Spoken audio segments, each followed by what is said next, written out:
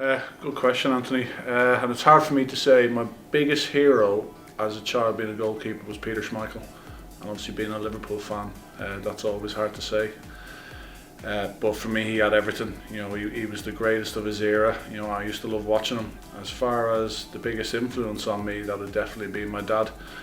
I grew up watching my dad. He was a goalkeeper, but what he did for me growing up, you know, he used to drive me the length and the breadth of the country for football. You know, no questions asked.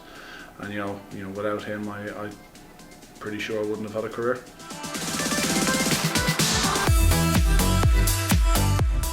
I'm surprised Ash has asked such a sensible question. I want to coach. I want to be a goalkeeper coach at the highest level I possibly can. You know, there's no. I am ambitious. I've still got to complete my A license. You know, the next level in coaching for me, in goalkeeping, obviously. But you know, I do want to go and coach as high as I possibly can.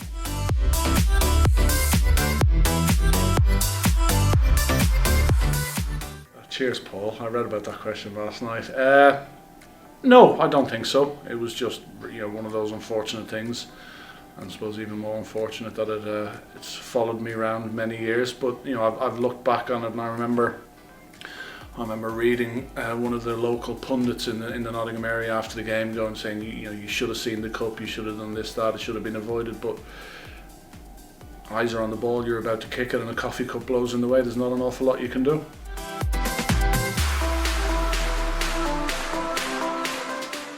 No, Paul, I don't. Obviously, if it's a goal for us, you're too busy, you know, celebrating. If it's a goal against, you know, you're always going to look at how the goal could have been avoided, you know, from a team's perspective, from a goalkeeping perspective.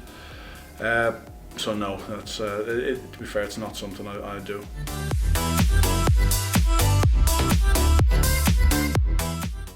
Result aside, Michael, I really enjoyed it.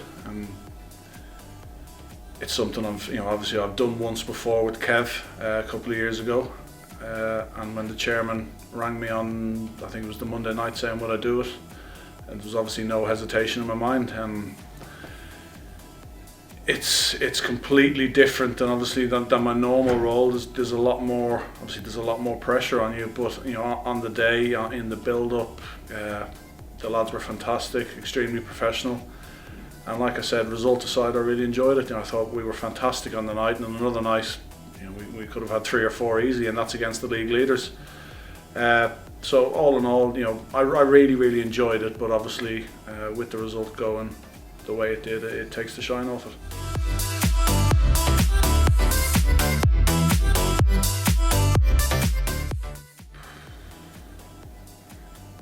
Panic.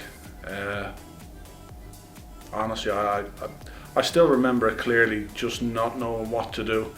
And you know, I've been close a couple of times. I've hit the crossbar. I've had down at Torquay twice in one game, actually a header onto the roof of the net. But there was just something when I was running up that night that I felt I've got a chance here, because I remember clearly that obviously it causes panic when the goalkeeper comes up because no one knows who to pick him up. They sent someone out to pick me up, and I remember him just looking up at me like that. And you could see in his eyes he didn't want to pick me up, and I just had a feeling. But when I scored, honestly, you could see by my celebration, it was just carnage. I had no idea what to do. I ended up just jumping on the floor with 10 others piled on top of me. And the one thing I remember at the celebration is I couldn't breathe because Alan Goodall had jumped on top of me with a handful of mud, shoving it in my mouth. But no, it was an incredible feeling. You know, the whole world. My world went mad for the next 48 hours. It was non-stop, but you know, incredible feeling.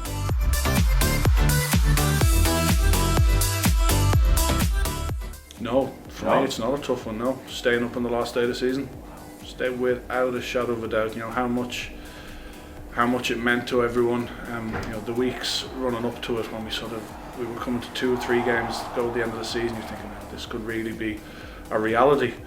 And certainly the week running up to the game, you know, I remember finding sleep really hard to come by. And you know, myself, Kev, Michael, Rose, made sure we sort of impressed on everybody in the team, because there was a lot of young lads in the team. You know, how much this actually means. You know, this isn't just about getting relegated. This is a football club that we love, going out of the league. You know, inevitably jobs would have gone.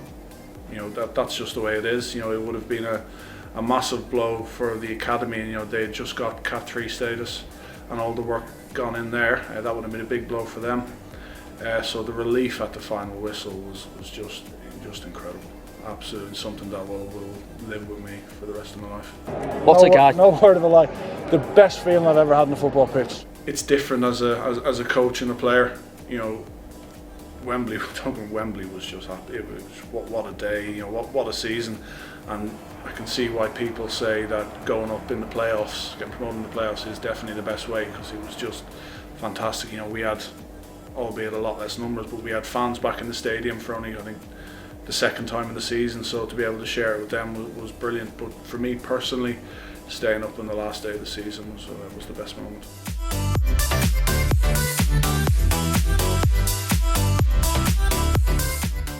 They're just buttering me up before they come in, Smithy. No, it's nice to hear. You know, obviously, I've played the game a long time, and these are young keepers coming through. That if I can pass on, you know, some of my experience and knowledge of the game, then great. You know, and that's what I'm here for. You know, hopefully they can learn from me and go on to be you know, to be excellent goalkeepers and have good careers.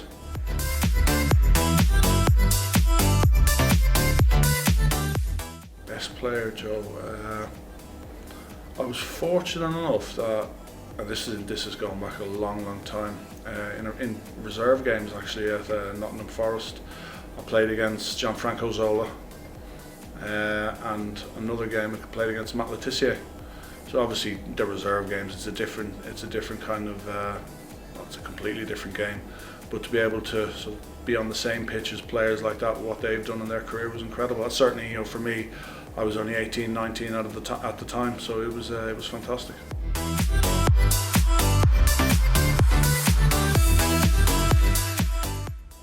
In short, no, never have done, because I've seen I've seen over the years certain players that have pre-match rituals, superstitions, and then when they can't do these rituals, you know, superstitions, you know, how it affects them. So right from an early age, I thought, no, I won't take part in that.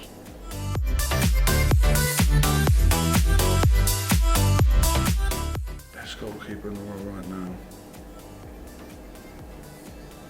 Alisson or Ederson for me. You know, they've got everything. You know, obviously in the new day and age, in the new game, everyone's so infatuated about what they can do with their feet, and you know, they are brilliant with their feet. You know, but ultimately their job is to keep the ball out of the back of the net, and I think they do that better than anyone.